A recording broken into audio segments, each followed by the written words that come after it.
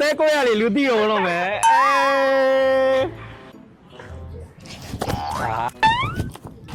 အာရှ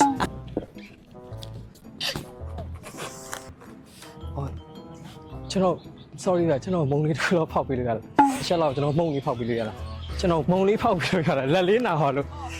ဘိုက်ဖိုက်စားနေလို့ Please no no ကျေးဇူးပါကျေးဇူးပါဗျအဲ့ဒါနော် What ဟာအော်တစ်ပေးမယ်လေရဆိုရင်ညောဟဲ့ပါလားဝင်ကြပါရောကျေးဇူးပါနော်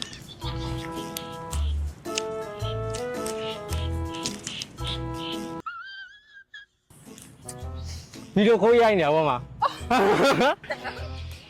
ရောက်လာလားတဲခွဲနေလို့လေ